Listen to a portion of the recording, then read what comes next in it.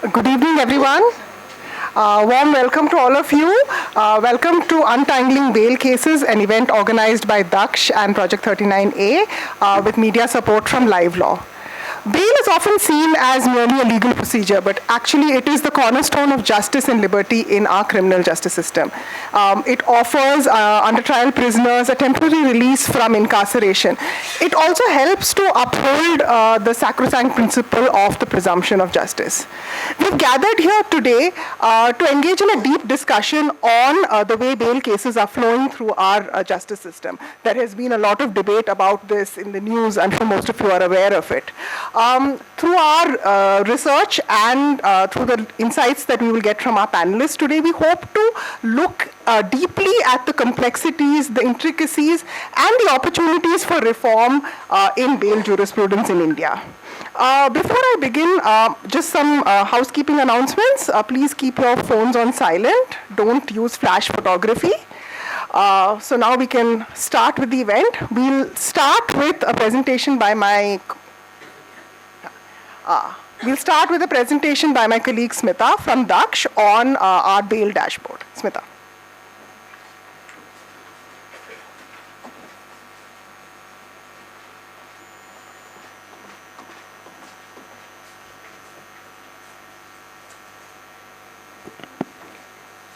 Okay, thank you so much, Leah. Is this the right distance?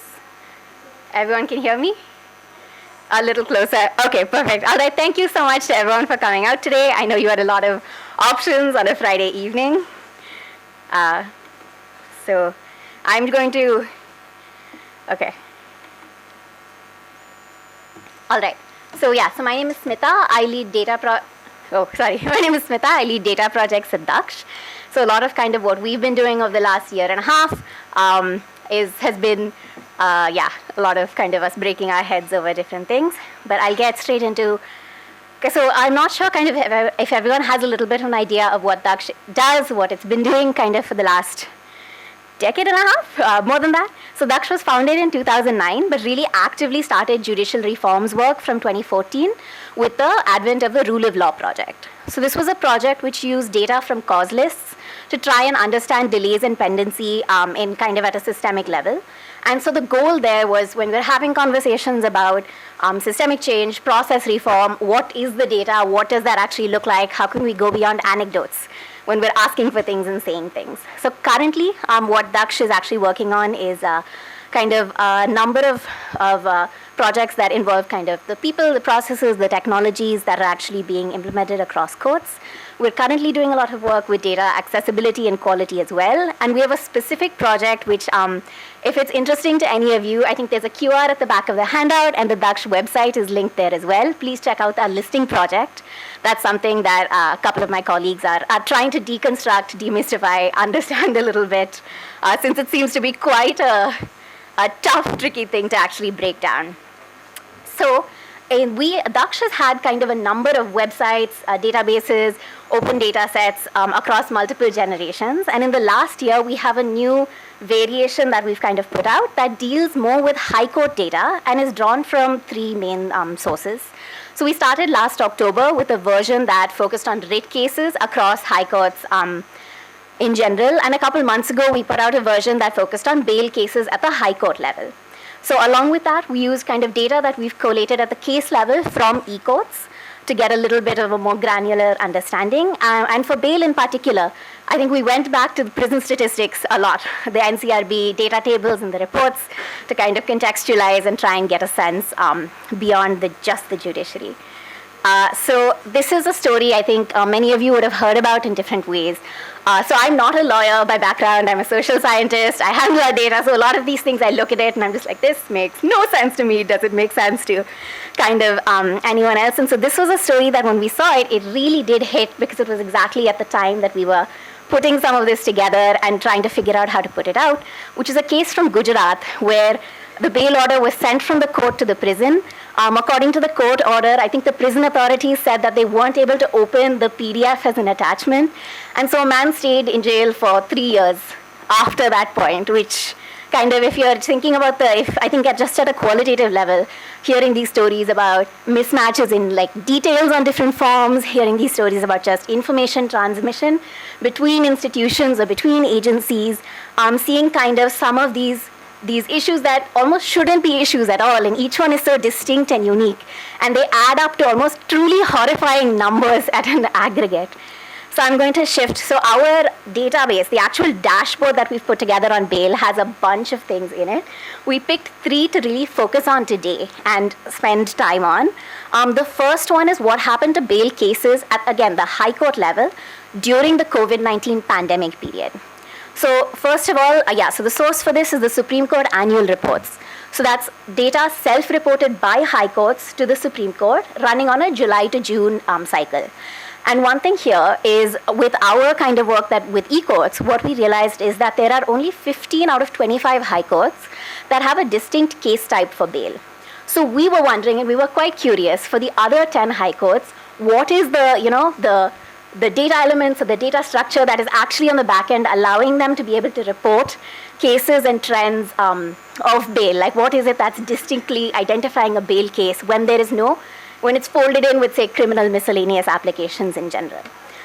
But in this, we could kind of see that the bail applications that were kind of coming before the High Court, were both in terms of institution and the number of cases pending at the end of each year's cycle, had completely jumped up during the pandemic. It was an increase of, I'm sorry, this is a slightly old laptop, my notes aren't on here, but we could see kind of an increase of 18% in the 2020-21 year in terms of just institution, and it was a near doubling from 2020 to 2021. So that was 66,000 cases to 1.3 lakh cases of bail that were pending at the end of that year period. So June of kind of the second year in this. So at the same time, going back to prison statistics, we were able to see that the actual number of under trial prisoners, December 31st, so the end of each calendar year, over the period of 10 years, it has been going up. But again, there was a 12.5% increase in 2020 and almost a 15% increase in 2021. So bail in particular, I think, like we know and everyone knows that bail was being considered urgent. It was being heard even during the pandemic proper. And so the fact that kind of bail cases were not being closed and moved out and they were remaining ongoing, active, cyclical, that's something that really did particularly stick kind of with us. The second thing we wanted to look at is what that split is of bail cases at the high court level across states. So I know this is quite small, but we were seeing the same states that were coming both as in terms of absolute number of bail cases, but also in terms of bail as a percentage of the overall court's time period. So we were seeing both Patna and Jharkhand in both of these categories, so both absolute and percentage. In Patna, we know for a fact that it has a lot to do with the Prohibition and the Excise Act that came in 2016. The other states that are really coming up here, it was the other high courts, it was Allahabad, it was Madhya Pradesh, Chhattisgarh, a few of these, both in the absolute and the percentage place. I think it was really stark to us to realize that there are quite a few states where 30% or more of the cases being instituted at the high court level each year are bail related.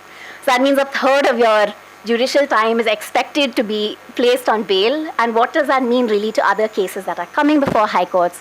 What does that mean for distribution of time, workload, etc.?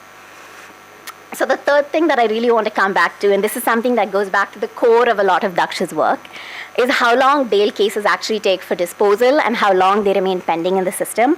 So this is a particular crusade of mine. But when we're talking about duration of case time, of trial or case durations, averages are really, really not helpful because the averages get so skewed by the 10-year, 20-year, 30-year cases. And so looking just at the median with bail, we could see that for regular bail, the median duration of a disposed case was 23 days. So that doesn't sound so bad, right, compared to 3 years and 10 years and a lot of the other things that we're hearing. But this is 23 days at the high court level after whatever has happened at the magistrate level and excluding whatever may happen if the case is then appealed at the Supreme Court level. So that's one tiny part of the whole puzzle, and that's just within the judiciary, not even touching any of the other stages that would actually come. Prisons as kind of our colleagues will talk about later. But yeah. And then with the disposal times, we could also really see that there were about 40% of cases that took more than a month. So even though we're saying the median is 23, there was still 40% of the disposed regular bail cases that took more than a month, and 60% that took 60% of anticipatory bail cases that were taking more than a month. We also had kind of a good chunk in here that were taking more than 90 days. So this like reddish chunk towards the end over there. Again, you can see it much closer on the dashboard, but so that is 14% of 14% of regular bail cases were taking more than 3 months, and 24% of anticipatory bail cases were taking more than 3 months. So that's beyond kind of a quarter just here. And so our DAKSH database, the part we did with e-courts, that's based on just 15 high courts, because again, these are the 15 high courts where there was a distinct case type that actually denoted bail matters. So along with the disposal time, the other part of it was the amount of time that, so when we did kind of our data collation, 5% of the data set, of our bail data set, was pending or at the point that we did that collation. So for those, we are looking at a median pending duration at that point, median of 461 days for regular bail cases and 339 days for anticipatory bail cases. And this had, I think, one thing that was really particularly stark for us was the fact that the median for regular bail cases was highly affected by Calcutta High Court, where the median for just the one court was 2,478 days. So that is just about 6.8 years. And that's for more than 3,000 cases that we were able to see.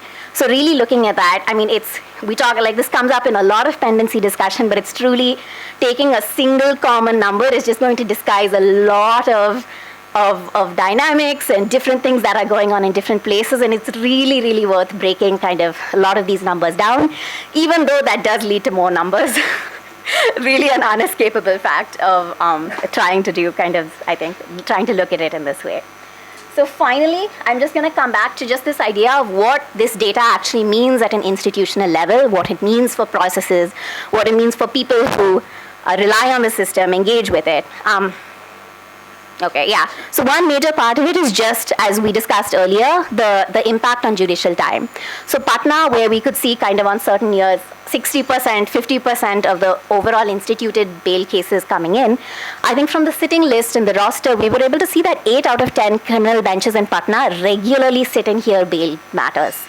So that is really a large amount of judicial time that's just being allocated to this one particular type of matter, where truly the idea is that there shouldn't be that much of a question of law, perhaps at the high court level, or there shouldn't really be that much of a question of law, at least at scale and at scope.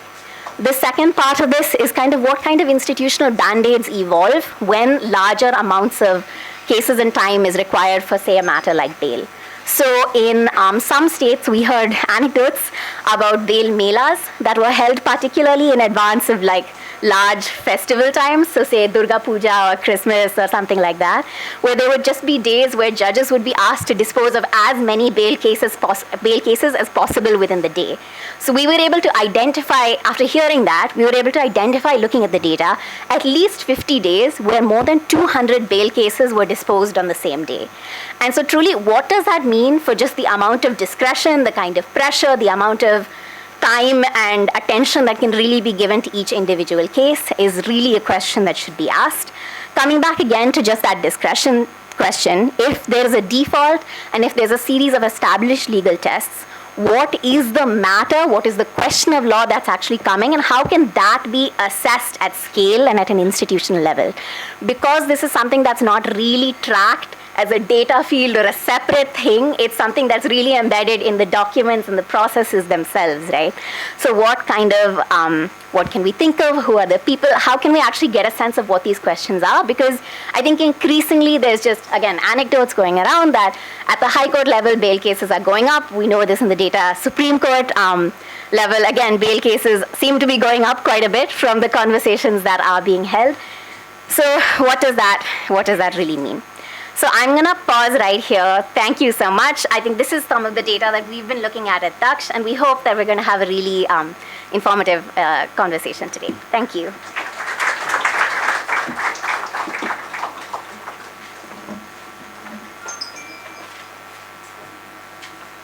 Thanks, thanks, Smita. I hope this gives all of you a slightly better picture about what the data on bail cases looks like. We've all heard anecdotally about, bail being denied and under trials being kept in prison for long periods, but this is what the data looks like and how cases are flowing through the judiciary. Now, I'd like to invite Medha from Project 39A to discuss their project in Maharashtra.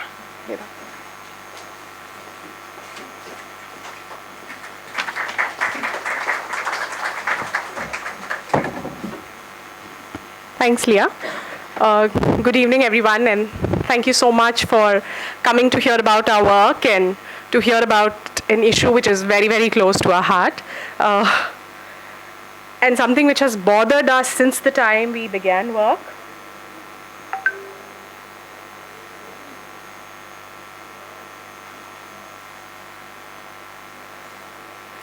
So just a quick introduction to Project 39A and the Fair Trial Program. Project 39A is a criminal justice initiative at the National Law University, Delhi. We work across verticals on different areas of research and intervention in criminal justice. The Fair Trial Fellowship Program was instituted in the year 2018. It's an under-trial representation initiative in Maharashtra. We work on a fellowship model, and we have forged collaborations with the NALSA and with the prison department in Maharashtra, where social work and legal fellows have direct access to prisoners in barracks in Nagpur and Pune prison. And the prime focus is to ensure legal representation for under trials who we interact with. In the course of, the presentation and the numbers for the purpose of this discussion, we are basing it on a report which was released in early this year, and it's for the period of January 2019 to March 2021. And in that period, we had represented in under trials in 2915 cases. All these cases were in collaboration with panel advocates of the District Legal Services Authority. So, so to say, these are all cases with the legal aid system. Just a quick profile of the people who we serviced. We had outreach to 2313 individuals for whom those cases were there, and more than 59% were of age less than 30. 81% earned less than 1.2 lakh per annum, and 82% people who we interacted with, who we represented, were employed in the unorganized sector. I will contextualize this demographic status in the later figures, and while obviously our data set does not include the full flow of prisoners in either of these prisons, in terms of demographic, we can assume it's a fairly representative set, and a lot of parameters which are reported in the National Crime Reports Bureau report, it's consistent. So we had 82% people who were from marginalized categories, 43% had less than primary level of education, and over 62% had absolutely no contact with family. Over 42% of the clients had special needs, which in our terminology indicated they had either needs of mental health, they were dealing with terminal illnesses, or they were women with children in prison or at home who needed to be contacted, or people with juvenility claims. Also, 12.5% had no documentary proof. So when we started our work in 2019, as a matter of strategy, we wanted to understand what was the problem of overcrowding in prison, how much does the issue of bail, how much does the issue of non-access to legal representation contributed to those problems, and we had planned an elaborate study around that. Since we were working in collaboration with the prison department itself, we were fortunate enough to have access to almost all records that they were maintaining. Unfortunately, what we learned was, despite having access to all those records, none of our questions got answered by the data or the records that were being maintained by the prison, or the form in which they were maintained by the prison. 5 years down the line, with very limited insight on limited only to our client database, which is for the purposes of our own program, we capture it in an MIS system on 3 counts, which is the demographic for each client that we represent, the case details, and the intervention detail, which is a real-time capturing of how the case progressed. So the report that we have released, it tries to sort of summarize the learnings that we have got from this limited data set. Now what we learned was almost 42% people who approached us had already spent more than 3 months in prison at the time they approached us. So at the time of case intake, they had already spent more than 3 months. 44% people had no lawyer at the time of case intake, which is not to say that there was no lawyer at remand, but they were either abandoned by the lawyer or they were not even aware by which lawyer had represented them. So while on paper there was a remand lawyer in almost, or let's say all cases that we had, at the stage of judicial custody, people did not have lawyers. In 61.65% cases that came to us, bail application was not filed, and another 24.32% had bail orders which were pending for compliance. So very clearly, bail was the primary need for people who we were servicing. In terms of profile of clients, we had maximum number of theft cases, which is a contradiction to the NCRB data, but our own assessment says that this is because the NCRB does not record flow data and the NCRB slicing of crime is based on stock data. It'll take me some time to explain that, so if you want to know more about flow data and stock data, please refer to the report that we've shared. 81% cases were at pre-trial stage. So with this, clearly bail, because bail was a focus area, we filed around total of 749 bail and modification applications. I'll do a deeper dive and not go into the impact. You have the report, you can look at what the numbers are. Broadly, out of 2,300 people that we represented, we've managed to get release of 1,021 people, and they are across categories. Some of them are through acquittals, some of them are also through discharge and withdrawal of complaints. So in terms of an analysis of where bail cases were, we tried to take a data set of those cases where we followed them from the moment of filing of the first bail application to the point of release wherever it was applicable. So we filed 491 bail applications where the first applications were filed through the program, out of which a favorable order was obtained in 81% cases, which is 399. However, only 41% people from these 399, which is only 162 applications, resulted in a release. 55% of these, so out of these 399, 162 were released and 221 remained in custody because bail compliance was pending. Other 4% were in custody for other reasons like multiple cases being there or them being charged in other cases. So now for these 221 cases where the compliance was pending, further filing of modification application was done in 150 cases, which was basically asking for more favorable bail conditions such that the client is able to comply with them and come out. And in some other cases, so out of these 221 cases, only 150 filings were done. Because in some other cases, as a matter of strategy, modifications didn't work, either because they were serious offenses and we knew that the kind of modification orders that would come, the client would be absolutely unable to comply with this. A large category of clients here were the category who had absolutely no contact with family or who had no social support to help them in compliance of bail conditions. And those were the cases where then we focused on expediting the trial. In this 150 cases, there was order plus release. So effective release happened in 73% of the cases and 40 cases still remained in custody. So coming back to the broad figures, in all of the bail orders that we filed, only about 41% people could get bail orders that we obtained, only 41% resulted in release in the first instance and another chunk of 27% released in the second instance after modification. I would also like to remind you here that these are cases where a specific program with a focus on release in supporting the legal aid system is working. So this is, so to say, not representative data in how bail cases are in general moved for under trial prisoners in India. But even with that kind of effort and that kind of collaboration, institutional collaboration, this is all that we could manage.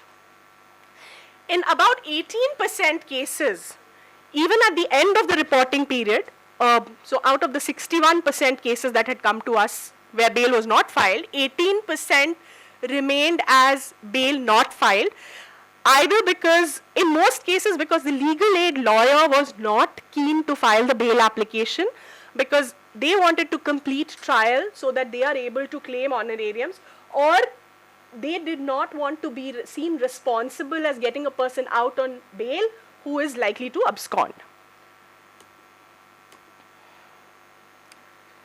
So similarly, and this is a breakup for modification applications in general, because there was a chunk of modification applications where we were filing just modifications where clients already had bail application. So overall rate of release in modification applications was slightly higher, was 53%, but obviously because it was the second attempt and it came in with a lot more effort in convincing the judge about the circumstances of the client. Now, what are some of the key takeaways we have from this? The first and foremost, something we have been trying to explore, look at multiple ways of getting, is access to any kind of conclusive information on bail status. We do not have mechanisms of communication between courts, prison, and DLSA. Obviously, we have promises of the ICJS and different points of access in the e-prisons now, but it's yet to see the day. And for so many years, it is issues like these which have contributed to prolonged incarceration of people. Like I said, there's a very strong need for bail-related services in prison, but what came out was, for people who had a lawyer, the proportion of bail not being filed was much lower. So bail filing also becomes a determinant of having access to a lawyer who is responding to your needs. Clearly, there's a link between access to legal aid and bail there. And at the same time, lawyers' reluctance in filing bail application leads to need for bail-related services. In terms of assessing timeline, we keep talking about how courts are burdened and there is delay. In almost 74% of the cases where we filed bail, bail orders were obtained within a week from the date of filing. So the maximum amount of delay in bail was at the stage of filing. So from the time of arrest to the time the first bail application was filed was the maximum amount of delay, and in about 50% of the cases it was more than 3 months for filing of the first bail application, where bail could have been filed even at the stage of remand. There's absolute non-uniformity in the rationale of how bail orders are granted, and therefore we are treating same people charged under same offense to differential treatment. The way bail orders are granted or rejected, and in the way bail orders are imposed, whether it will be a cash bail, whether it will be a surety, whether it will be a PR, whether the judge has the confidence to leave a person on conditional bail. It is a determinant of multiple factors which essentially plays out on the judge's discretion, which is very, very scary in terms of claiming rights of equality. There's also a very significant proportion of infructuous bail orders, which is evident from the data. But there's also this reluctance in modifying bail orders, where we felt judges are reluctant in releasing people. So we've had cases where we've had one cash bail order of 1 lakh and filed for a modification, and they've converted it into one surety order for 1 lakh, and on a modification order they've converted it to 2 sureties of 50,000 each. So while there is tokenism in the way modification is addressed, there's tokenism in the way judges look at modification. Also in Nagpur, initially we really had to struggle to convince magistrates that they had power to modify their own orders. And we had to rely on case laws, consistent citing of precedents. So even in the same state, the practices of modification are so different for two different cities.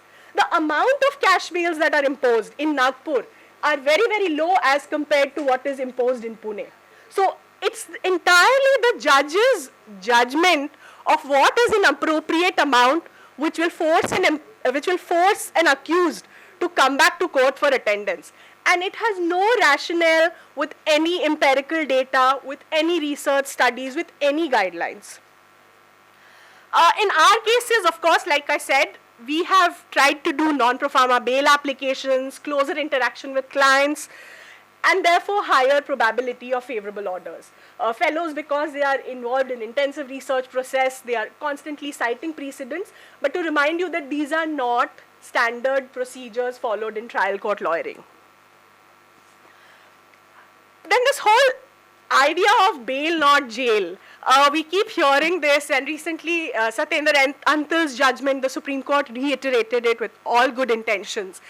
But what is very disturbing for us here is in all these directions that come on bail not jail, the court obviously issues guidelines on what should be considerations for releasing people on bail. Now, some of those guidelines are things like the length of the person's residence in community, the person's employment status, is the person known to be of notoriously bad character, is there any prior criminal record. If we relate it to the demographic profile of our clients, and as an extension to the demographic profile of all people in prison, most of the people actually, it validates not granting them bail. And it's not surprising to me because most of the bail jurisprudence comes from the Supreme Court. And how many people from the demographic that we are talking about actually reach the Supreme Court to seek justice? So these fairly liberal guidelines that have come in cases of white collar crimes, where these are cases against the CBI, against the Enforcement Directorate, or in cases like Arnesh Kumar, it is a case of offense against a woman. So, the liberal ideas of bail have also been targeted for a fairly privileged category, which entirely leaves out this bigger chunk of proportion which is actually in the prisons. And then the last point that comes is people abscond. It's a truth. But is absconding an act or an omission? For a person who's a migrant laborer working from a state, the moment you're released from bail, A, you may not understand that there is a trial process and that you need to come back. B, it may just be tedious for you to keep coming back there. And C, there is a very high risk that the moment you enter into the jurisdiction of that police station, you will be named in multiple FIRs, unnamed FIRs that the police is dealing with. So the first thing a person rationally will do is abscond, because there are valid reasons why that person will abscond to secure themselves. And it may not necessarily be to abscond and So there are valid reasons to abscond and may not necessarily be to abscond and create conspiracy and commit more crime. And the last is we saw admission of guilt is something there is a systemic push to. The courts love to encourage people to plead guilty. The legal services authority see it as a case disposed. The panel advocates see it as a case disposed. And the prison sees it as an opportunity for reducing prison population. So there is a systemic push for people to plead guilty in absolute disregard of the implications it will have on them, which may in the very first instance be in their able to seek employment opportunities in the way they are profiled, but also to say that once they are convicted, they are at very high risk of being charged for more offenses, and it will become even more difficult for them to get any relief on bail at a second arrest.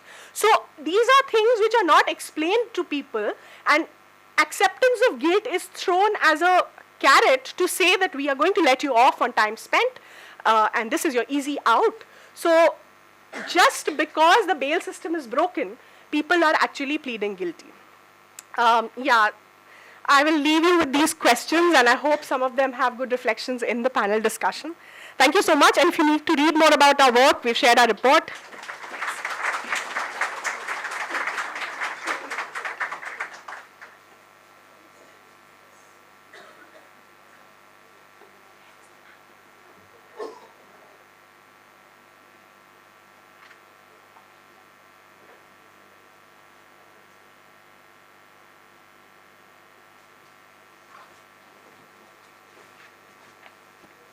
Thanks a lot, Medha.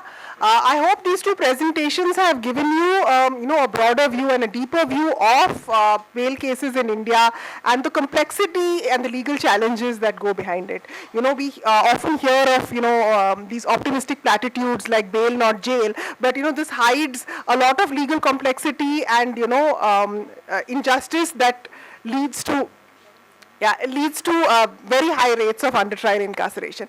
Now we'll move on to the much awaited panel discussion. I'm sure most of you have come for that. I'd like to invite our panelists on stage, Justice Kureshi and Rebecca Maman-John. I'll briefly introduce them.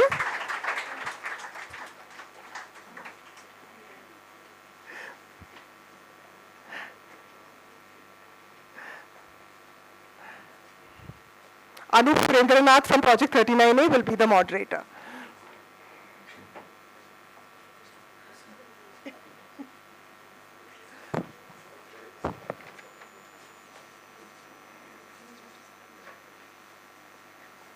I know it's a cliche to say that our panelists need no introduction, but I'll go ahead and just give you a short introduction.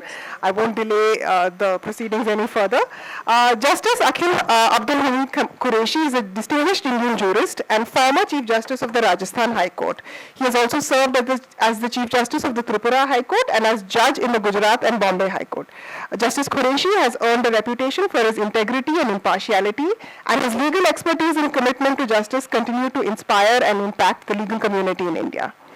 Rebecca Maman-John is a senior advocate at the Supreme Court of India and holds the distinction of being the first woman designated on the criminal side by the High Court of Delhi. Over the course of her career, she has had a profound impact on criminal jurisprudence in India. Her influence on the legal landscape is indisputable, and her insights continue to mold contemporary criminal jurisprudence in the country. Over to you, Anup. Yeah, can you hear me at the back? Yeah. Yeah, all right. Just a request to Justice Kureshi and Ms. John I think we really need to speak into the mic, is what I guess we've figured so far. So just a request to do that. Thank you everyone for turning up on this Friday evening, and my particular thanks to DAKSH for proposing this and the incredible work that DAKSH has been doing on reforming the legal system, and just the hardcore empiricism that they bring to the conversation is incredible and unique contribution. So for today's discussion, just two broad approaches that I will be taking. The first is to reflect on much of what we've seen in terms of what does the problems with bail law result in terms of under trial incarceration, in terms of the disproportionate impact it has on prison population, that nearly now 77-78% as per the latest NCRB statistics are under trials. What does it mean for that, and overcrowding in our prisons, and that systemic problem that bail law represents. And the second part that I'll be focusing on, and which is in much discussion now, is to look at our legislative and judicial approach to bail adjudication, particularly in the special statutes, and what we're getting wrong and what is the way forward that both of you see. So broadly, those are the two approaches that I'm interested in over the course of next 40 minutes or so. So I think a very stark statistic is that today India's prisons have a larger population than what we had at the beginning of the pandemic, right? And that we have a higher prison population today than when the pandemic started in early 2020. And I think one of the things that we don't understand about prison overpopulation is the causes for it, right? We know that there is overcrowding. We know that a large proportion are under trials. But beyond that surface level assessment, why that is so is something that we struggle to really understand any accurate or empirical sense. But before I get there, and I think there is a entry problem and there is an exit problem, right? Both are problems, right? So in terms of entry is, are we sending too many people into prison? And then secondly, are we struggling to then let them out of prison as under trials, right? So if I may start with the entry level problem, and what I'm particularly referring to is the law on arrest, right? And I think the arrest question has 2 points further. One on that, are we criminalizing too many things, right, is the first issue. Are we just sort of, the solution to every problem seems to be just to have a criminal legislation on it and criminalize it more, punish more. That's one. And two, the sort of unregulated sphere we seem to be in increasingly on the powers of arrest. So if I could just have both of your initial thoughts on these 2 aspects of criminalization and arrest, and then slowly take it step by step into that. Yeah.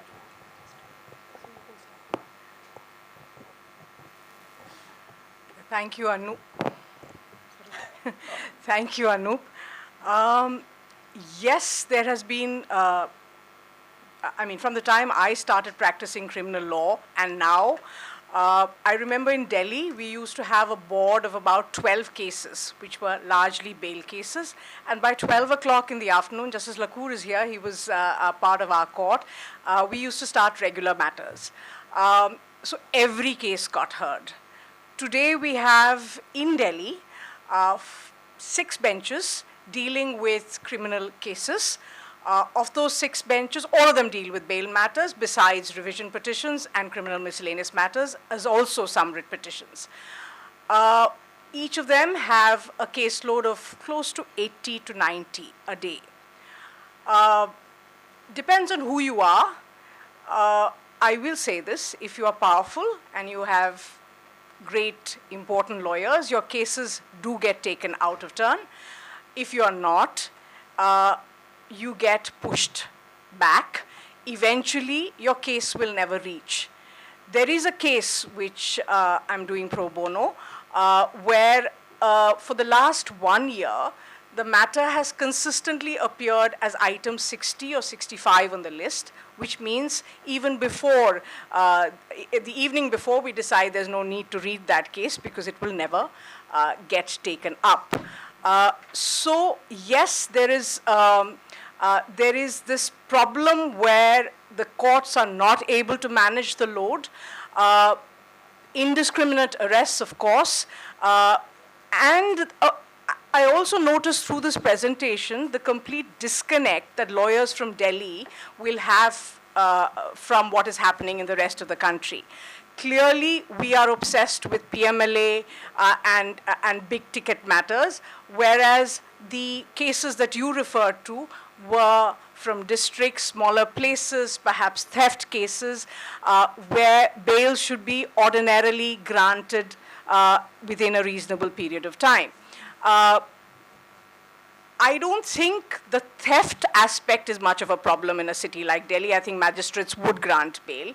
But in a city like Delhi, the focus would be on the larger cases, the speech cases, the 153A cases, the UAPA cases, and of course the PMLA cases.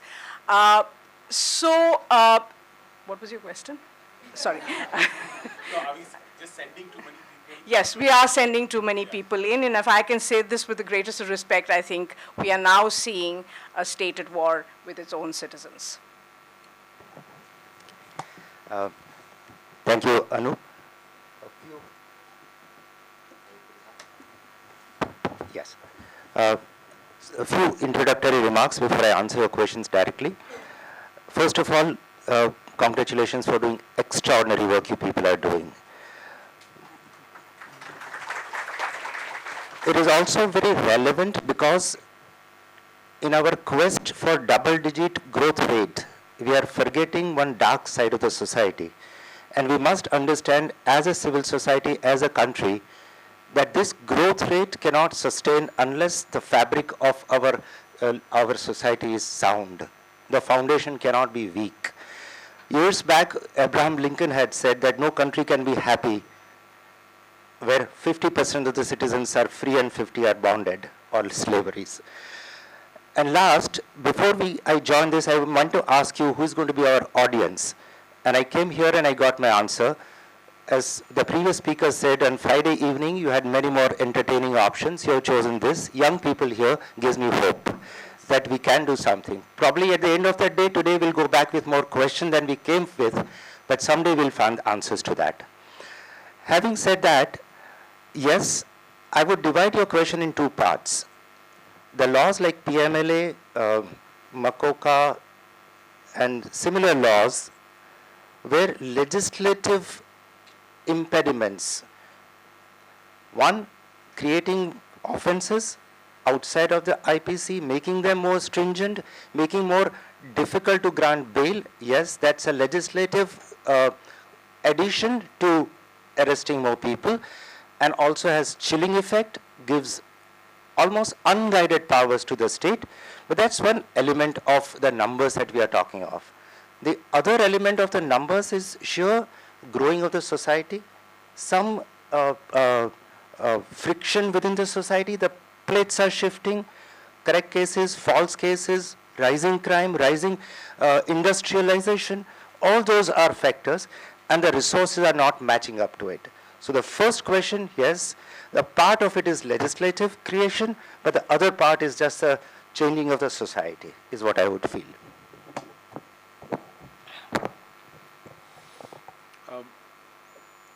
In your, I mean, my next question really is on,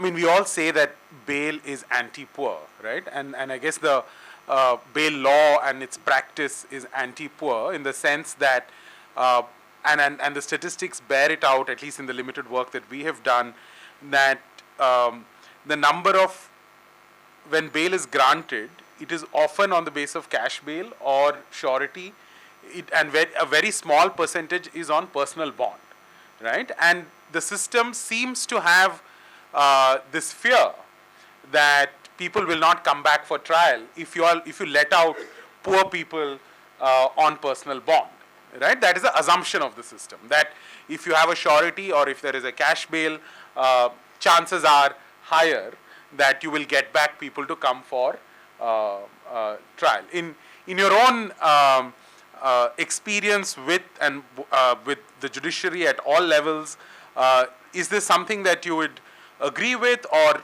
and would you sort of suggest, is there a way out for this, is my question, right? And is it legislative, is it judicial practice, what is it that can change this to say that we can't keep imposing these onerous conditions of bail? We are saying, yes, we are granting bail, but we'll nonetheless keep you inside because you can't meet the bail conditions. Yes, bail conditions are often very, very onerous. In Bombay, for example, if you're granted bail, they go through a process called verification. You have to get a solvency certificate. So I got to know about it in a case where Mr. Basant and I were together and the Supreme Court granted bail, and where there was no sign of these people coming out. And when I asked the Bombay team, they said, oh, the solvency certificate of the sureties is being prepared. It usually takes a month. So this is after the bail order has been passed by the Supreme Court. There are other conditions like dropping a Google pin, pairing your phone with that of the investigator, all of which breach privacy. Most Indians don't have smartphones, so I don't know what is the use of having conditions like these. The last I heard, the investigator himself was upset that his phone was being paired with the accused and did not want his privacy to be breached. So therefore there is Hussain Ara Khatun, the famous judgment of the Supreme Court, said that you should encourage a release of prisoners on personal bond. But these are judgments which no one follows. And there is a hesitation to release anyone on personal bond. Sometimes with good reason, I guess, but largely when people have been in prison for so long, it still doesn't motivate the court to change its stand, that let him or her off. Clearly, this person, and your statistics say most of these people have been abandoned by family members. Many of them do not have the money or the means to put up sureties. In such cases, I mean, yes, you're right, in one sense, Antil doesn't take note of that demographic because we are a poor country and most of our prisoners are extremely poor, and yet we insist on onerous bail conditions. Will it change? I don't know, because the kind of cases that come to the Supreme Court, they are very different cases, and you have magical judgments in those cases. But, but what do you do to a poor man in Nagpur or Pune or somewhere else, or Vishakhapatnam, who doesn't have anybody to stand surety for him? He can't place a cash surety. If it is a bond of a surety bond, he must have someone with some means. So what do we say? We normally tell our clients, you must produce a surety who's an income tax payee. He must have some kind of identification in the form of an Aadhaar card. Then we say that, get a fixed deposit of 50,000 and you're through.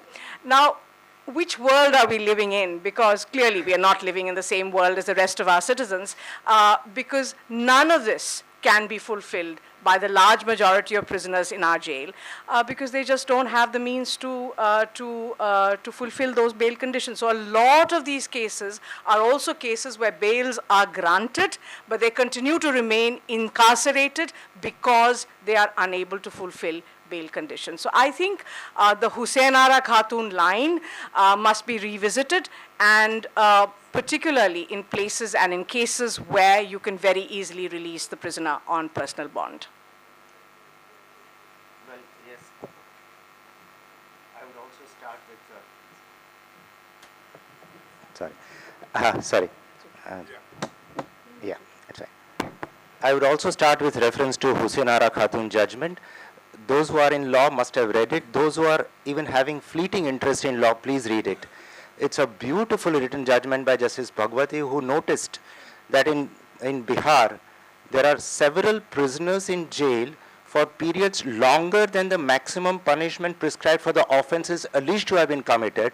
They are still in jail without a trial, and simply because they cannot offer the bail bond. They cannot offer the bail bond. He had beautifully recorded all this.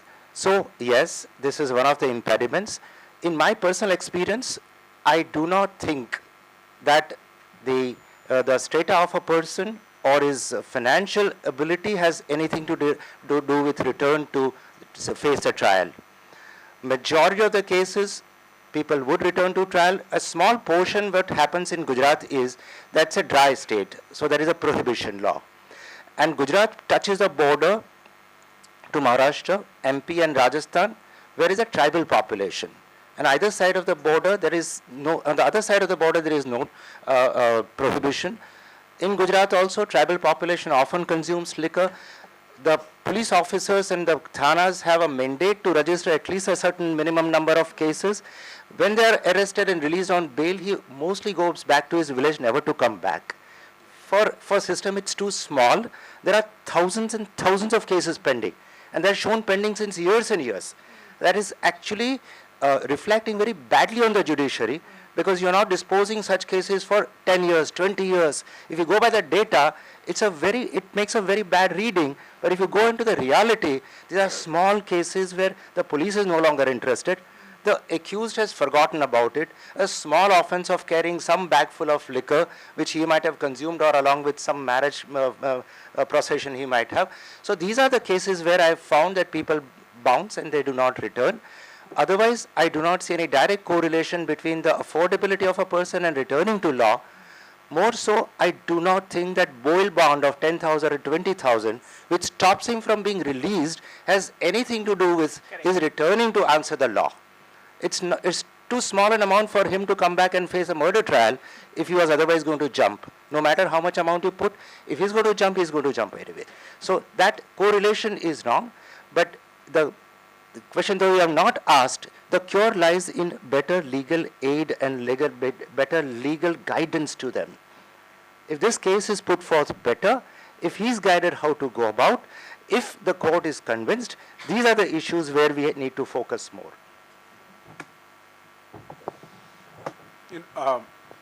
Whenever we discuss this, my favorite example is the Manhattan Bail Project, which exactly interrogated this. They had one group of pre-trial detainees where the system invested in social workers to go and look into their social background, their community ties, and those social workers would make recommendations to the judges on their community ties and how strong their community ties were and all of that. And the judge would take into consideration their recommendation and decide to release. As against that, there was the other control group where things were going on as usual and there was no intervention from the social worker. And it was found that in the group that the social worker would intervene and give this input to the judge, people returned at a much higher rate than the control group where this input was not there, and judges were imposing whatever kinds of cash bail or whatever. And it's so revealing just to the kind of assumption that Justice Kureshi was talking about, that it empirically showed what Justice Kureshi was talking about. And I think all circumstances going right, it would be great for somebody to do something like the Manhattan Bail Project here and demonstrate that there is no real connection between these onerous bail conditions and somebody choosing to come back to trial or not, and it is a function of entirely different factors.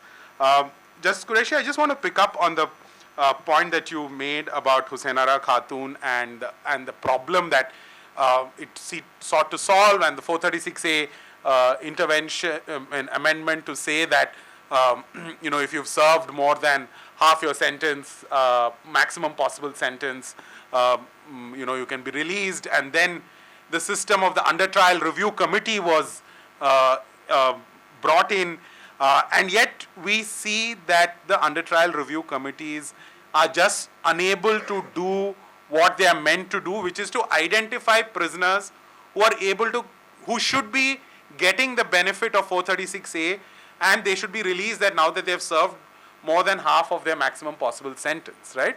And I think it be fairly agreed that the UTRC system is not working. And I think it shows that the prison is incapable. And I'm not saying it's some deliberate thing, as institutionally, it is incapable of generating this kind of data, right? Of who has gone past this halfway mark. There is no technological solution that one bulb lights up for every prisoner the moment they go past their halfway mark. And the prison doesn't have the capacity to do it, right? So we have these laws and we have these interventions in terms of the UTRCs. But in your own experience, where this slip between good intentions and not achieving these in terms of just judicial administration and prisons not being able to speak to the court system, what can we do, if at all, anything? Yeah. Well, first of all, let me see why things are going wrong. Yeah. Okay. Only then we'll be able to find solutions. Yeah. Across our discussions, my line always going to be that there are two challenges. One, the resource limitations. And when I say resource limitations, it will include three things. Shortage of judges, as Ms. John pointed out, 6 judges taking bail matters. I have a Bombay colleague who takes 125 bail matters a day. 40 new matters, rest rotating. How do you expect a human being to finish? He works at least 2 hours daily beyond the court hours. And still we are not able to take up. So that's one aspect. Second is the legal aid, again, resource problems, quality problems. Third, public prosecutors are missing in so many lower courts. Yeah. The second element is going to be systemic flaws. Yeah. I wouldn't say defects, systemic flaws. I will expand later on in further discussion. So these are the two areas, and in the systemic flaws, there is a tendency to weigh the possibility of a conviction and that conviction going through in the appeal courts vis-a-vis whether to grant bail or not. Right. Very often there is a mindset to use denial of bail as a punishment. Think of a case where there is a fairly serious offense short of 302, but if you grant bail in, let's say, 10 or 15 days, the man is convicted, he'll go in appeal, he will say, all throughout I was in bail, I have not misbehaved. The appeal court will grant bail. Even if the appeal is admitted, after appeal is admitted, the appeal will come back after how many years? Yeah. Today, the high courts are unable to take up matters where appeals against conviction, the accused is still in jail. And oftentimes, I dealt with matters where the person would come and say that, sir, I have served out the sentence, dismiss the appeal as infructuous. One of the darkest sides of our legal system, where first right of appeal against conviction. In civil side, we know first appeal is available on all points on facts and law. This is a first appeal right against a conviction of a person whose 20 years are taken away from his life, and he serves out the entire sentence before the right is exercised. So, at that level, the high courts don't have time to take up appeals where the accused is in bail. Right. And therefore, the judge asks a question to himself, what impact will I have on society? The man has lost his eye, somebody has lost his limb, the person has not suffered a day's incarceration for 20 years, 25 years. How do I write it? How do I improve the system? Don't give him bail for some time.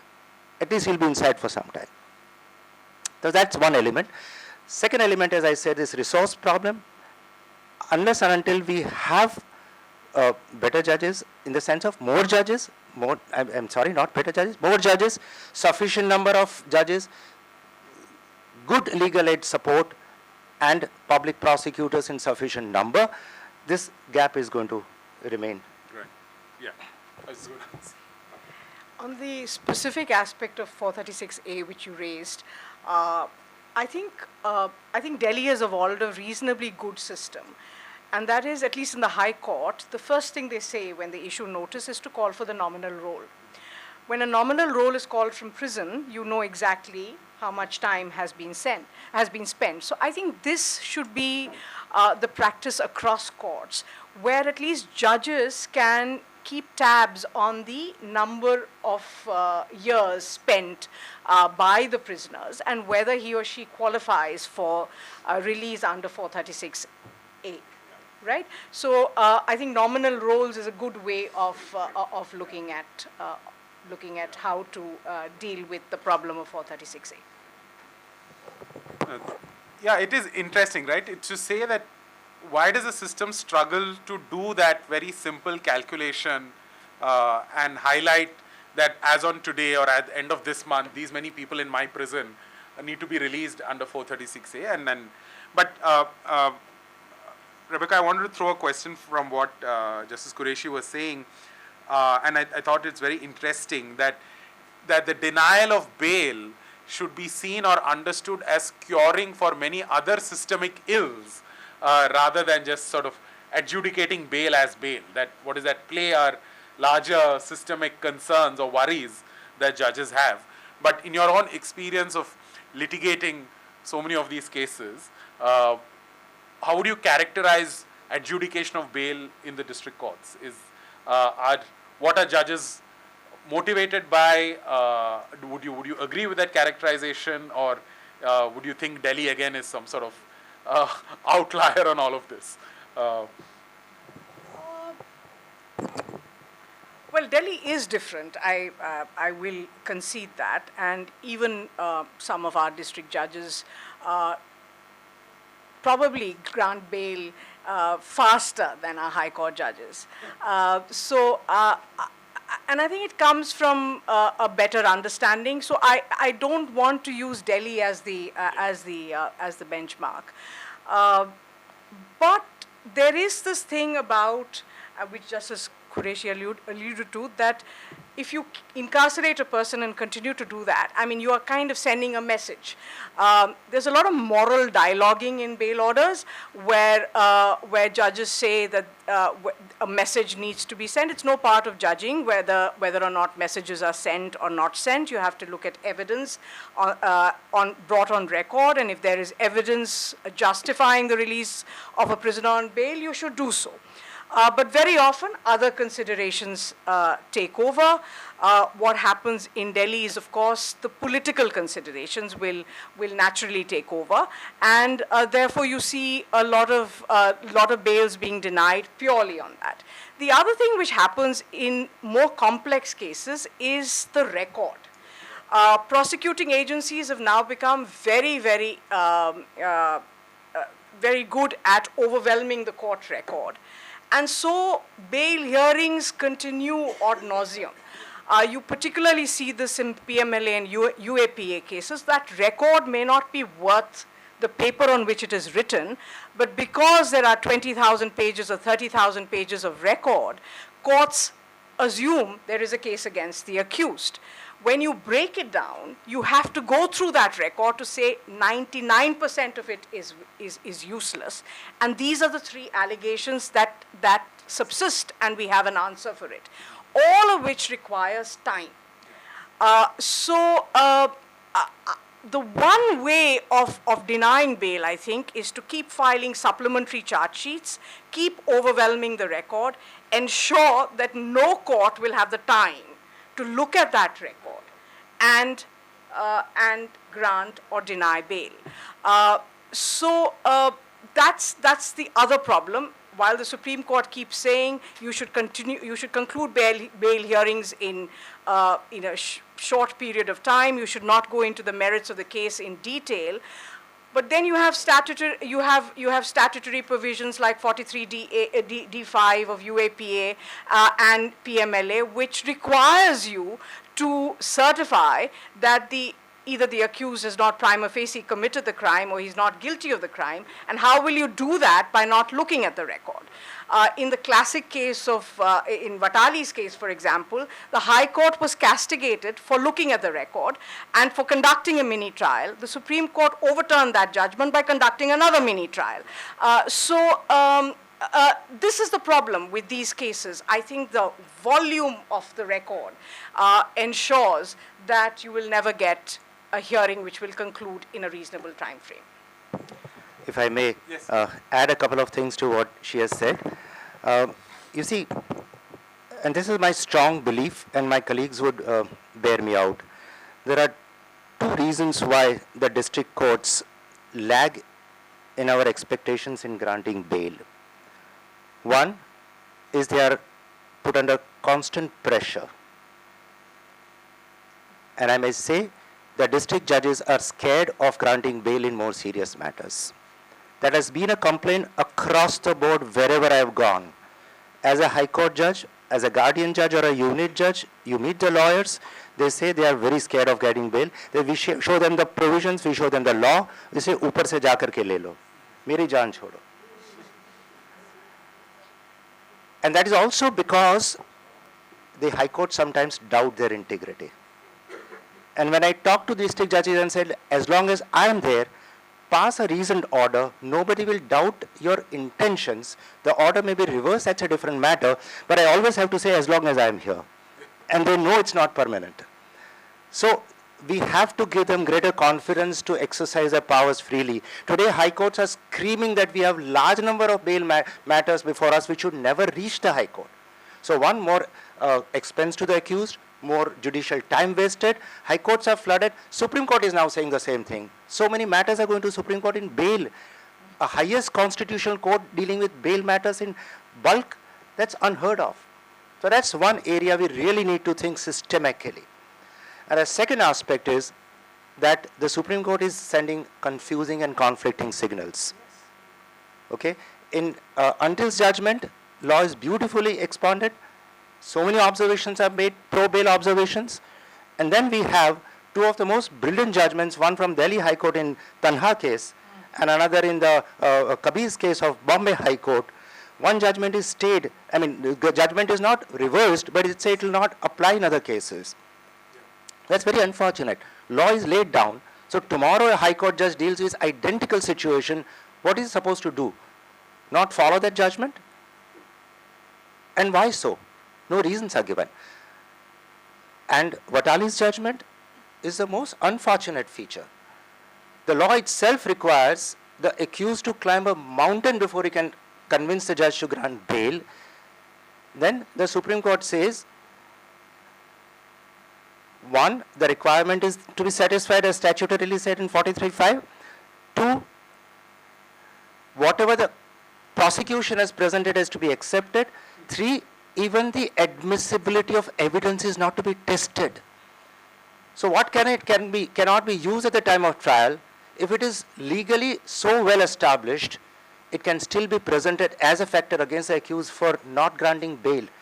What I'm trying to make a point is, I don't think district courts are flooded with PMLA cases or money laundering cases, but it sends a moral signal that the societal interests are always paramount, and whenever they are pitted against individual liberties, look at the impact on the society and not on the individual, which I don't think is the correct proposition in law, and the truth lies exactly somewhere in between. Thank you. Thank you for that. I'm just looking at the time, and I want to move on to the second part and look at legal questions that have arisen, particularly in the context of the special statutes. And both of you have already alluded to Vatali and the law under the UAPA. But I just want to take a step back and ask if there is a more fundamental constitutional question that we haven't clarified. And that is, what is the relationship between these special bail clauses, be it in the NDPS or UAPA or PMLA, and that have this very onerous bail clauses, or even to some extent the sort of the reverse clause in POCSO, right? To what does it mean for the presumption of innocence, right? And we have in Noor Justice Sinha sort of floundering, very rarely, but floundering on the issue of is presumption of innocence a fundamental right? And he doesn't quite land there, right? He doesn't land it as a fundamental right. He says it's a human right, it is there in the UDHR, it's there in the ICCPR, but doesn't go the distance to say that it is a fundamental right under the Indian Constitution. Do you see that unless we resolve that constitutional uncertainty of what is the status of presumption of innocence, we really can't start addressing these other questions on what does these kind of special bail provisions mean for the presumption of innocence in India? You know, I see there are three elements to your question. One, you are absolutely right in saying that this fundamental question needs to be authoritatively answered. Second element is that the extent of power it vests in the state to silent dissent, that's an area where we must be conscious of as a system. And the third aspect which I would like to present before the audience is that is it a wise policy to distrust the judicial discretion? You know, all these laws do is take away the discretion of the court to grant bail. Take it started from the terrorist laws, but take, for example, a simple provision in ST Prevention of Atrocities Act. No anticipatory bail. And so many ways were found by the judicial system to circumvent that, overcome that. It does not pay to distrust the judiciary. Legislature has the power. Unless and until it offends the legal boundaries, it can make the law. I'm not questioning that. That is in the first compartment of you through the question. But I'm questioning the wisdom behind making laws which distrust the discretion of the judiciary. It does not pay in the long run. It eventually comes back to finding way out of that. And that's a one area where we need to think about also. Separation of powers issue? No, I would say wisdom behind framing such laws. Yeah, I completely agree, because what these special statutes do is put embargoes on the grant of bail and take out judicial discretion completely. This happens in PMLA, NDPS. In fact, today I was reading a live law report. A former colleague, a colleague of yours from the Tripura High Court has said, why are you granting bails in NDPS matters? And he castigated the trial judges for granting so many bails in NDPS matters. Now, you don't know what those cases are about. We don't know why bails were granted. Perhaps the facts justified the grant of bail. But when trial courts grant bail, my experience is they automatically get stayed in the High Court many times. For example, even recently, a case under UAPA from Bombay, granted bail on the basis of a judgment of the Supreme Court in Vernon and Arun Ferreira, stayed by the Bombay High Court itself, and continues to be stayed in the Supreme Court. What does it say about personal liberty and the presumption of innocence? Why should bail orders be stayed? I've never understood that. So, and therefore, all my colleagues who practice criminal law say that criminal law practice is only about bails. Because if you get your client out on bail, it doesn't really matter about the trial. He or she will succeed anyway. And so it has become that. It has become the single most important order we can get on the criminal side, and that is the bail order. And if you get it, you are great. If you don't, you're obviously a stupid lawyer. So that's what this whole thing is. And you know, when clients look at really high-profile cases with high-profile lawyers rushing to the Supreme Court, getting orders from the Supreme Court, that doesn't necessarily translate into orders in their cases because they are not high-profile and neither are their lawyers. And therefore, you then have to wait in the system, in the queue. Your case may not be taken up as fast as those cases.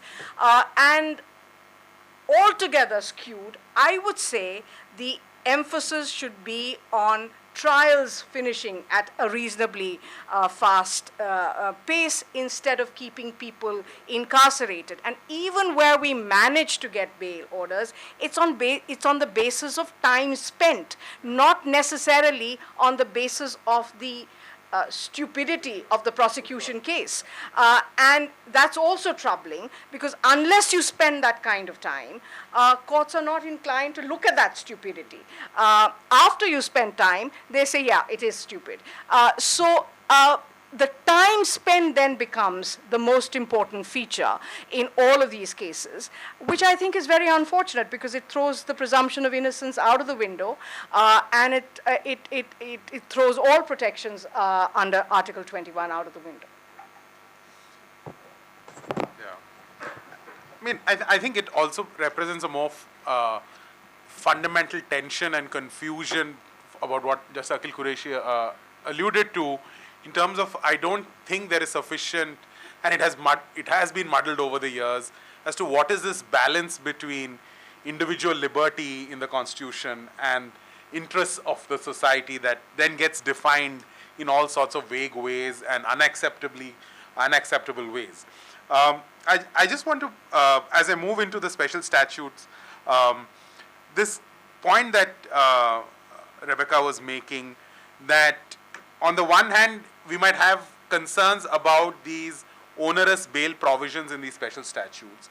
But even if you say, okay, we have to have them for whatever reason, whatever policy justification is given for those statutes, when it comes to courts, we don't seem to be sufficiently weighing the interest of a speedy trial, right? So we have a situation here now, as you were saying, that we have these onerous, almost as you say, a mountain to climb.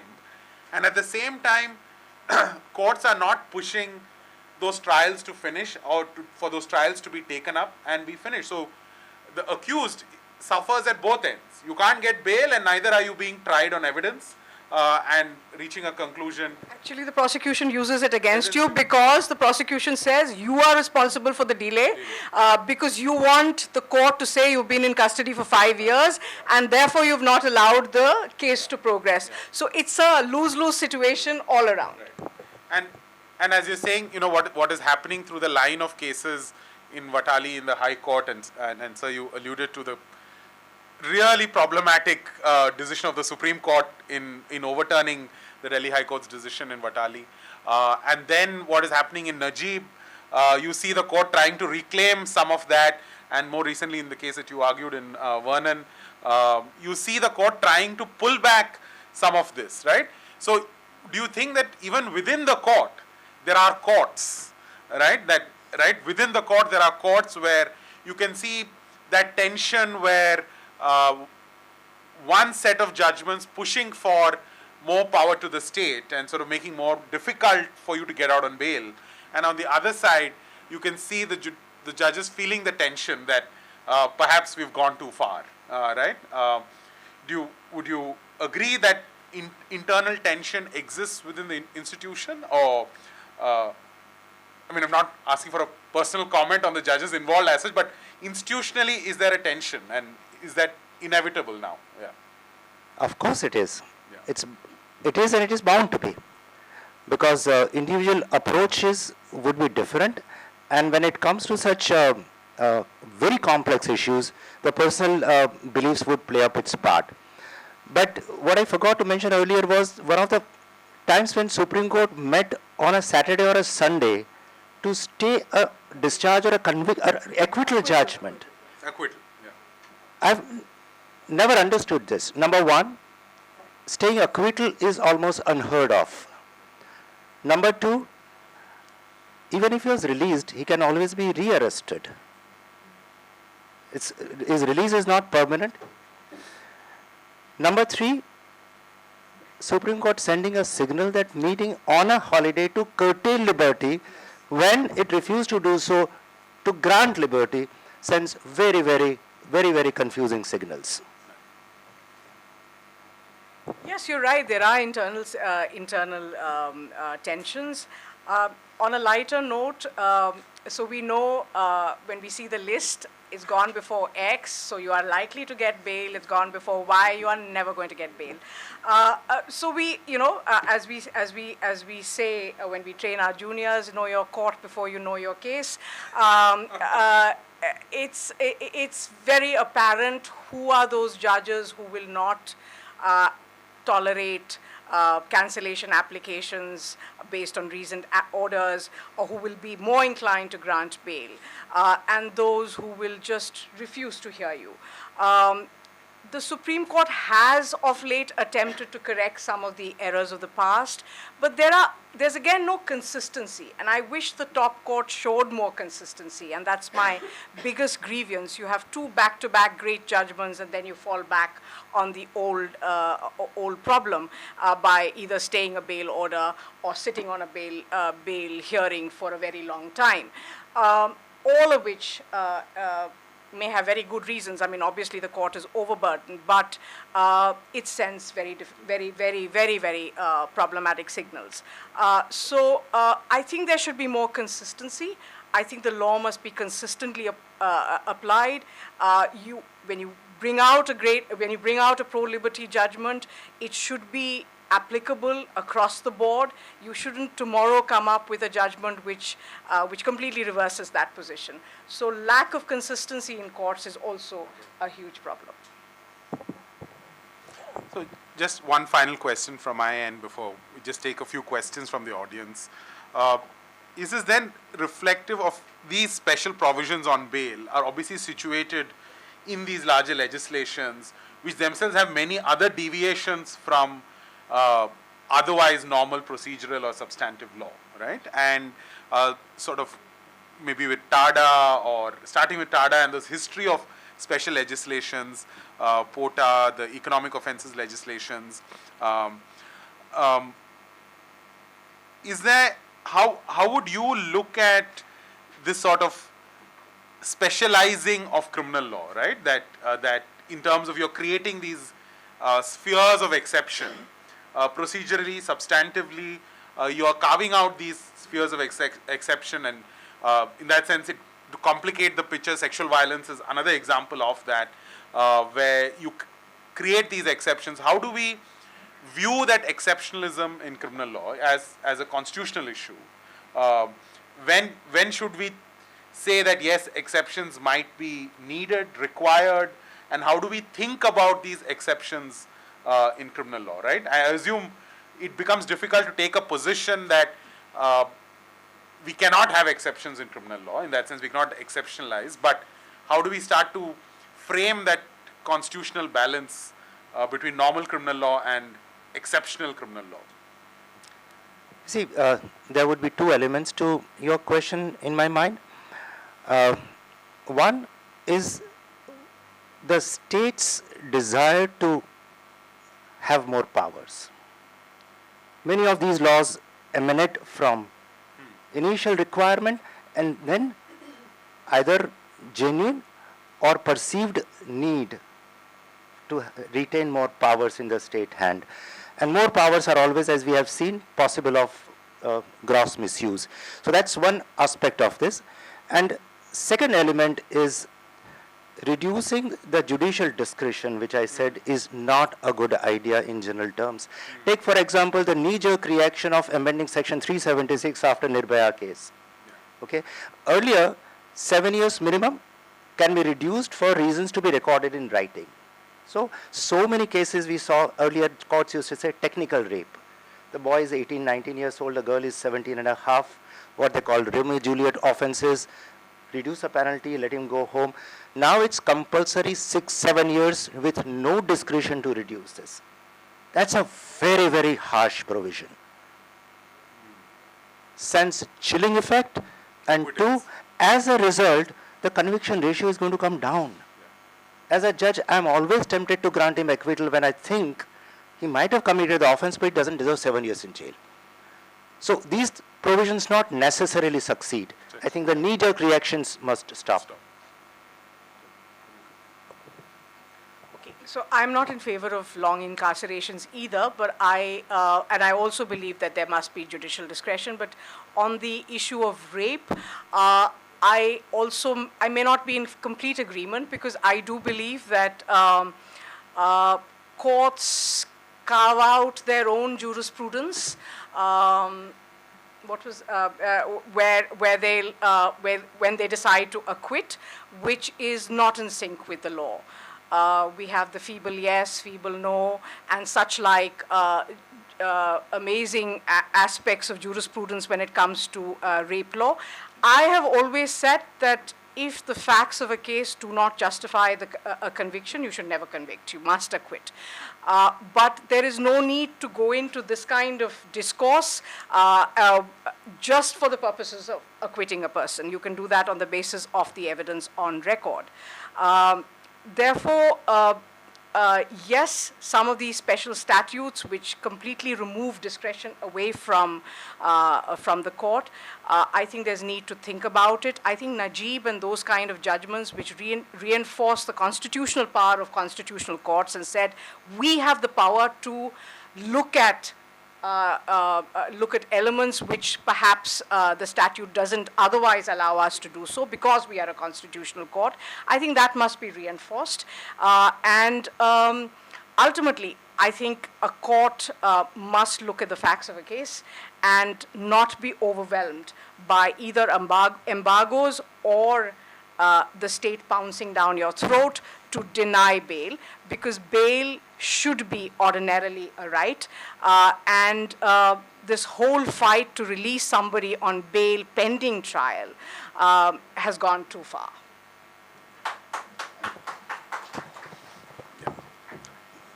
Thank you, both of you. I'll just take maybe 10, 15 minutes of questions. I'm sure everybody has different things to get to this Friday evening. So please keep your questions or comments, ideally just questions, ultra short, ultra crisp, so that we can take as many questions. So please put your hands up, just introduce yourselves very quickly, and we can get going. Yes, ma'am, please. I think you'll have to shout because I don't think we have a mic. Do we have a mic? Does that work? Doesn't work.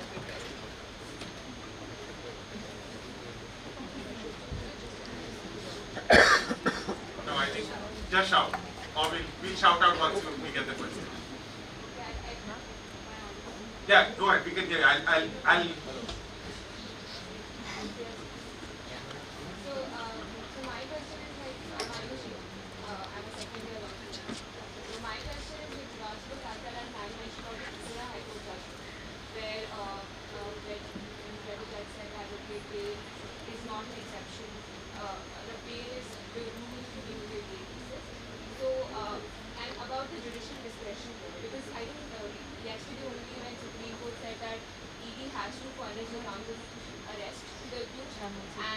sidelining the Vijay Mazumdar judgment. So, a lot of judicial discretion. And with regard to Noor Ala case, that I found really confusing was that they say that, okay, presumption of innocence is a human right, but not a fundamental right. So when we discuss these things at law school, we often discuss that how these judgments involve a lot of legal glosses, which is not explained properly. So yeah, with regards to this fact, I would like to ask that how these, special legislation, how can judiciary interfere in that, because a separation of powers also comes into play here, because of course legislation has the power to enact these laws. So yeah, I don't know if I've made sense or not. I'll try and make sense of the question. Sorry? Ayushi is a second year student, law student, and her question is that many of these terms that then get picked up in these judgments, and she was referring to Nuraga, it says that presumption of innocence is a human right but not a fundamental right. How do you give meanings to these terms, and that courts perhaps should do a better job of giving more concrete meaning? And she was asking the question of how do then judges find ways out of these special statutes to give effect to these values, right? That we must be committed to, given the statutory provisions. How do judges give effect to this? Is that a fair representation of the question? Okay, thank you. So we'll keep that. Next, we just take 2 or 3 questions. Yes. Yeah. My name is Raghav. I am practicing in Delhi. My question is that are we seeing the dilution of triple test principle while granting bails or while deciding a bail matter in the special statute? Most preferably in the recent, the lights of the cases that have been, after 2019 or 18. Are we seeing the dilution of the triple test principle? Okay. Raghav is a lawyer in Delhi, and his question is whether the triple test on bail adjudication is being diluted. I'll go right to the back. Yes, right at the back. Yes.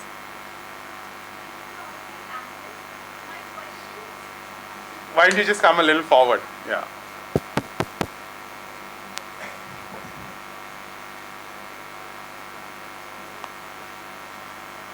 Yes. Please come beside this mic. Give me the mic. No, it's fine, sir. It's fine. Yeah. Go ahead.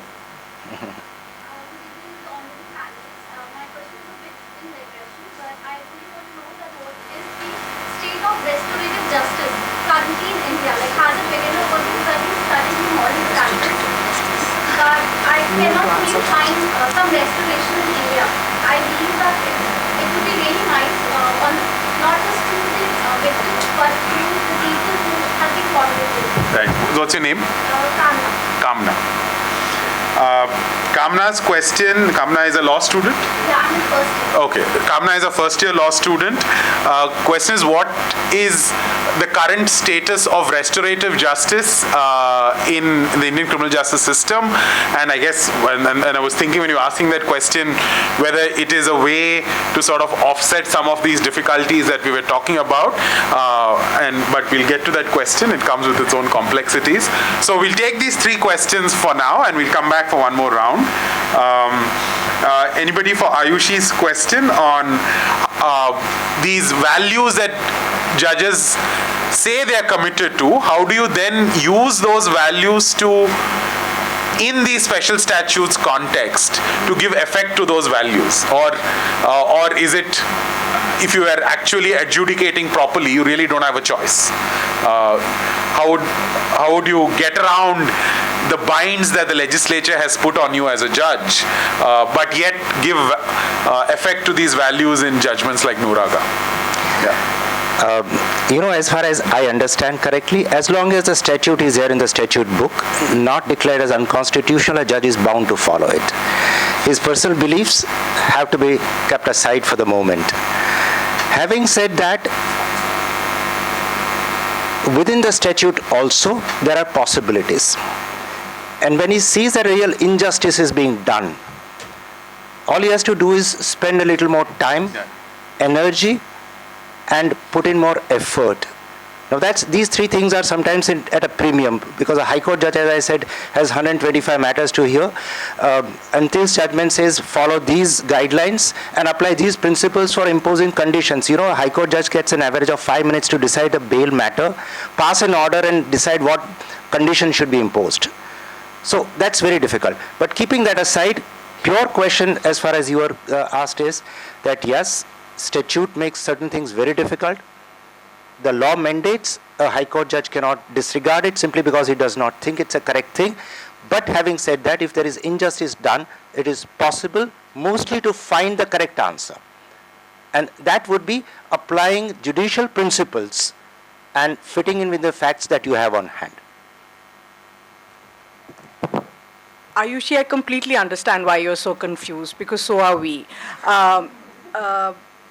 But perhaps if you could read the judgment passed by the Supreme Court in Vernon, where where Vatali has been discussed, and where the Supreme Court says, well, even to come to the conclusion that a prima facie case exists or does not exist, we have to look at the probative value. There has to be a surface level examination of the probative value of the evidence that has been placed before us.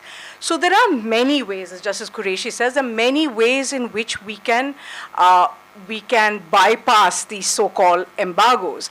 And if there is no, if after a surface level examination, there is no probative value to that evidence, then you can't use the embargoes to deny bail. That's essentially what has been said in that judgment, and I think that's a good way forward, because not those embargoes exist. The statute has not been declared unconstitutional, and therefore you can't just say prima facie the prosecution has placed a case and therefore we're not granting you bail. You have to look at the evidence and you have to do a surface level. And the Supreme Court went as far as saying much of the evidence in that case was hearsay and that was therefore inadmissible. So there's a complete shift from the Vatali position.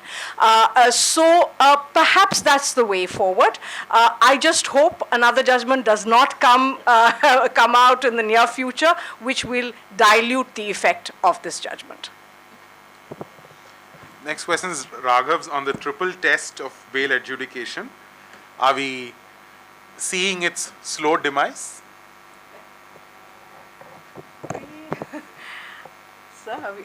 Well, the triple test was actually given in a PMLA case, I think, in Chidambaram's case. So ideally, there should not be a demise because it was evolved in a special statute. Those are the fundamental principles of jurisprudence, right? Criminal jurisprudence. Absconsion, whether you will be available for trial.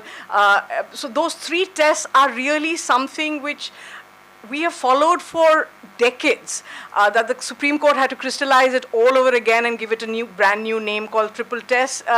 It's fine, but it's not something which is new to Indian jurisprudence. And I think ultimately those are the only considerations. Will this person be available for trial? And much as I applaud some of the aspects of Until's judgment, the fact remains that the court has bifurcated it into several A, B, C, D categories. And one of the first categories is where a person is not arrested during investigation and it appears before court on summons. Should the court then deny bail? And they've said no.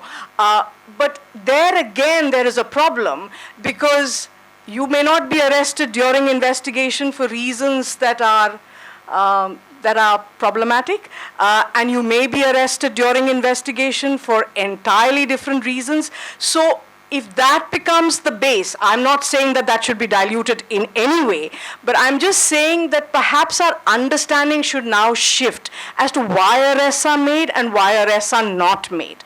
And we must have a deeper sense of what is going on and not just look at the prosecution case and the impact they make in court at face value, but ask these fundamental questions. Mrs. Kureshi? I'm fine. No, she's covered. Yeah. To Kamna's question on... yeah, well... I don't know. It's a difficult one, Kamna. On has the time come for restorative justice? And I think we are seeing certain small shoots of it in the context of certain kinds of crimes, but are we ready for it? I think fundamentally, I would think that this need for societal revenge and our sort of retributive instinct to crime will be the biggest impediment in adopting restorative justice in any sensible way, right?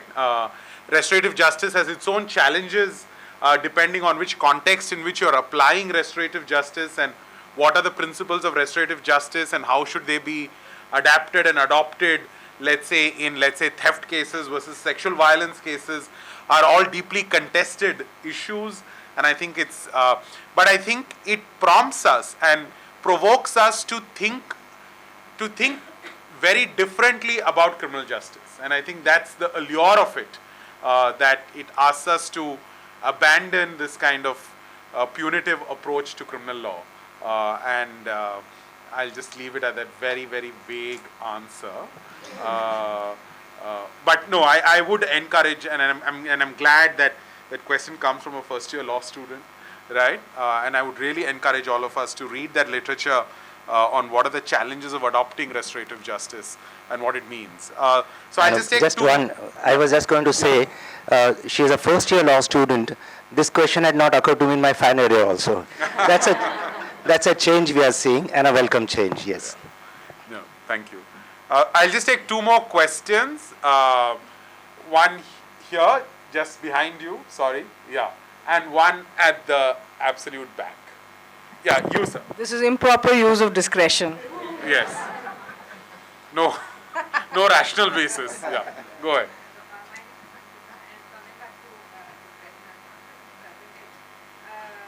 What I would like to understand is that, as sources, that especially provisions, especially like Tara and Kota, there is very limited use.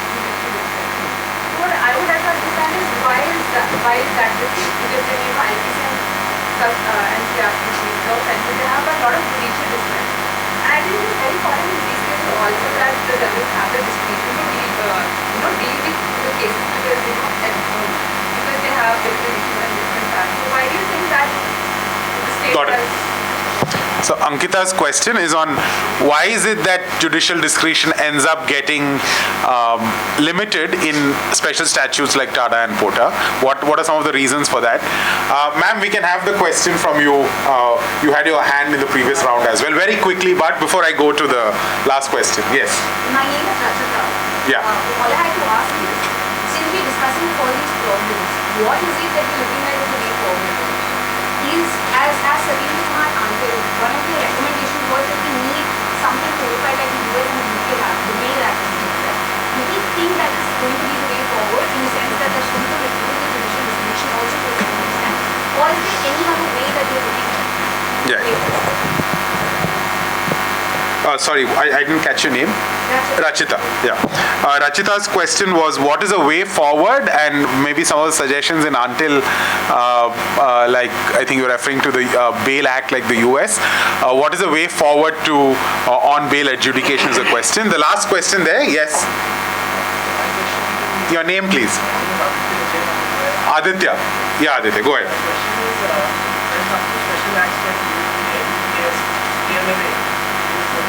Of presumption of innocence is reversed, and you have to really prove that you were innocent at the time of bail. And we see the courts, whenever these validity of these provisions are challenged before the court, they were hesitant to strike it down or even interfere with it or even prescribe certain guidelines.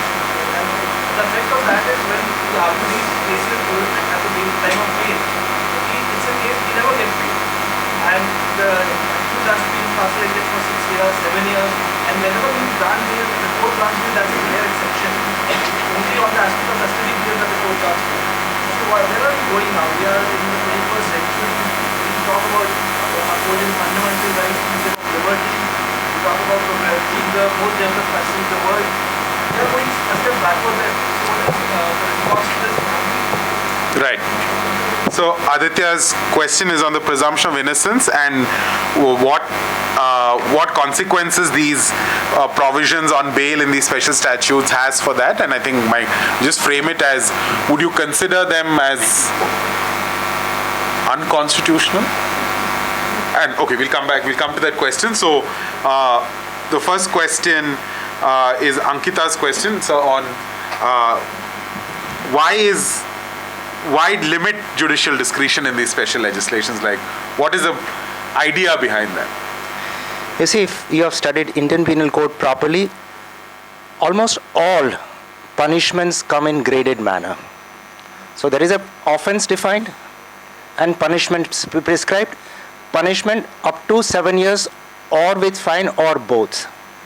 Slightly more aggravated form, it's 10 years or with fine or with both. Rarest cases, the Indian Penal Code per se prescribes a minimum sentence. For example, in murder, it's either life or death, nothing else. So Indian Penal Code comes with fullest discretion. Even 10 years comes with, the judge can impose 1 day of punishment or just fine. But when it comes to more serious offenses, for example, say narcotics, the legislature thinks that it has such a strong negative impact on the society that once the offense is proved, the punishment cannot be lesser than the prescribed. It could be minimum 10 years, minimum 20 years, minimum life or something like that. So that's a fundamental logic behind it. Sometimes I say, personally, it fails, as I had given the example of 376, because there are many nuances to that. But there are many cases where once the conviction is awarded, the legislature feels that the offense is so serious that discretion should not be there below a certain minimum. That's a fundamental policy behind it. But sir, I guess the conundrum becomes that everything is then is being thought of as an exception, right? And then there's very little left of the norm, right? Yeah. That's unfortunate part of process of lawmaking. Yeah. As I said, the state sometimes has the propensity to possess more power than it should. Yeah. But that's a much larger question. And But even in a statute like UAPA, if you were to read Section 15, it clearly defines what is a terrorist act. And many of the cases that we deal with don't fall within that category, and yet they invoke 16 and 18 and 20 for purposes of keeping you. So I think judicial discretion can be exercised, and that was how it was read down in Devangana Kalita and Asif Iqbal Tana's case, where the court looked at those categories and said that elements are not made out. So I think so long as a statute exists, you have to deal with it. But there are ways of dealing with it if you want to deal with it. So saying even within that, Yes. those restrictive provisions, Yes. you can... You want to take Rachita's question, what is the way forward on solving some of these bail adjudication and discretion issues? Is it more legislative direction, or is it judicial? Is the answer judicial? Many questions and discussion went on PMLA and special statutes. So far as the normal bail cases are concerned, that's a very different ballgame altogether.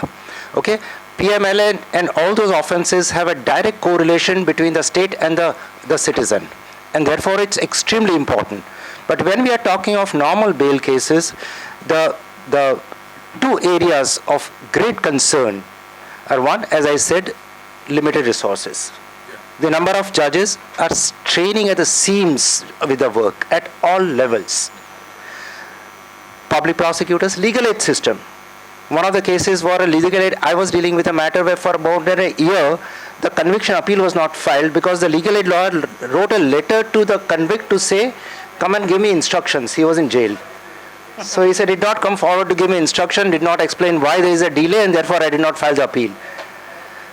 So these are the areas where we really, really need to put in efforts. COVID has given a death blow to the pendency situation. It's like a middle-class family which is anyway struggling to make the two ends meet at the end of the month is told that for 18 months there will be no income but the same expenditure. The mountain load of work is pending in the courts. Though we tried our best to deal with urgent cases, efficiency was less than 40%, let's face it. And the inflow was the same. So how do you match this big gap this 18 months have created? That's an area as a system, we have to think about it. Second aspect is the systemic flaws. One, as I said, district courts are way too scared of a fear psychosis created by the system, and they are very, very nervous about granting bails in slightest serious matters. This has to be addressed with all seriousness. Second, the moral angle. As I said, sometimes confusing signals coming from the Supreme Court. Across the board, the morality, personal morality plays up, and that's one of the reasons why so many matters go to Supreme Court where bail should never have gone. We need to address that. And these are the two areas where mainly we need to work on. First and foremost, the foundation of the bail pendency is at the base level of district courts refusing to grant bail in most simple matters. I have a slightly different take. I believe COVID presented us with a perfect opportunity to take stock of our cases, an audit of cases that were pending in the country. And if you remember, there were these string of judgments in the 90s, common cause, where they said things that have been pending for so long, punishments below 5 years or something, just put a closure to it. I think it's time to do that, because there's no other way to resuscitate the system which is dead. And you'll have to look at cases which have been pending for 10, 15 years where, the punishment is less than 7 years or some categorization, and put an end to it. It doesn't matter. The person has suffered enough in the system, and we don't have to go after those people. Otherwise, this will keep increasing year after year, and there's really nothing we can do about it. So, just moving on to Aditya's question, the last one. Would you advocate that it's time that we can't be having these special bail provisions, these provisions that attack the presumption of innocence? Is it that we can't have them constitutionally? Is your concern that? Or is it that we need to adjudicate and administer them better in a far more reasonable and constitutional manner? So is it how do we apply these provisions issue, or is it time to consider the constitutional validity of these again? Of course, if constitutional validity is decided once and for all, it will be ideal. But within the system, there is always going to be some vigil the courts will have to keep in trying to limit the state's powers and the state's hunger for power. And that's where the judges will have to keep working and working very hard.